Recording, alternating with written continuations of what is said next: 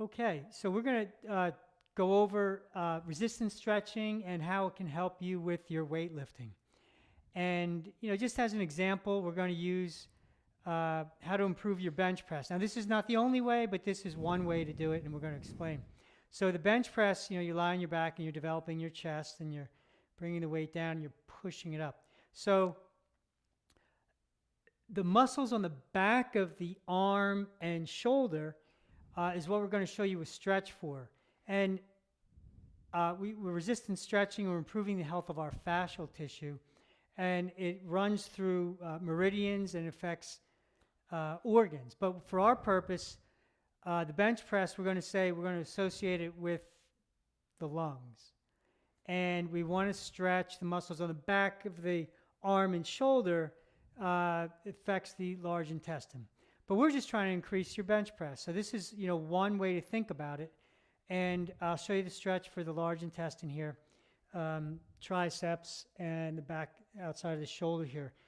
So I'm going to be on one knee, right knee, left foot to stretch the back of the right shoulder. So cross over your arm, your elbow on or on the outside of your knee. Let this hand start as far forward as is comfortable. And then what you're going to do, and it's going to be moving in that direction, but you're going to grab the back of your wrist and forearm and pull against resistance. So I'm resisting, then I let it go and come back to the start. So resist in the start, resist, and let it go. And so you'll want to do, about 3 sets of 10, give or take. You can do as many as you want, but that's a really good way to stretch, in 3 sets. So resist and then relax on the way back, and then, reposition, because as you get your a little more flexible and you get the arm a little lower, you're able to generate more force and get in a better position of leverage. See how the start position is improving? When I started, I could only bring my hand here. Now I can bring it over here. So this is able to shorten more, right up in the shoulders. Let it go. Now, so what I would do is to maybe do a before and after. So you go on the bench and you do a few reps of a weight that you're comfortable with. And then to check it out, do one side of 2 sets of stretches on the back, and then go down and compare the 2 arms and see how it feels different. People have responded and said, oh, it's easier to do on that side.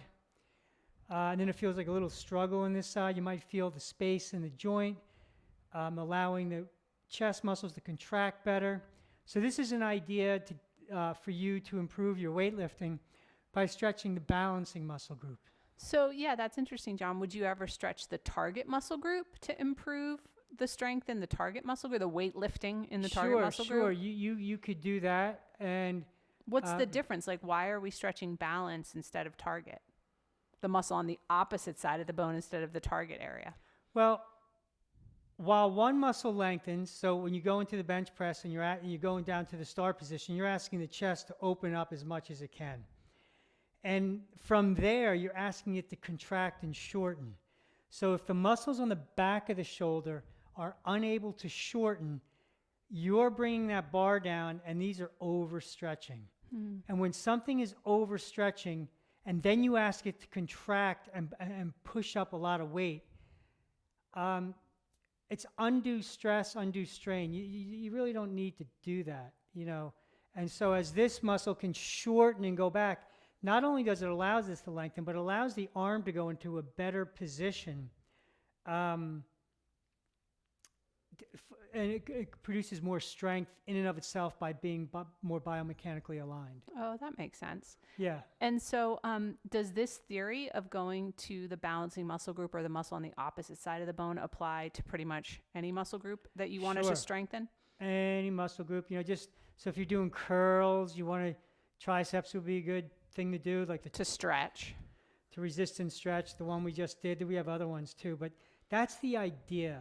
Do you know what I mean? That's the idea that, to give you a better body in a way with less strain and to produce more strength. And we have a blog post called Balancing Muscle Pairs so that you can understand that concept. There's 8 in the body, 4 pairs in the upper body and 4 pairs in the lower body. Yep, they are. Yeah, we think of them in terms of a pair. Great. Yeah, try this out and leave a comment. Thanks for stretching with us.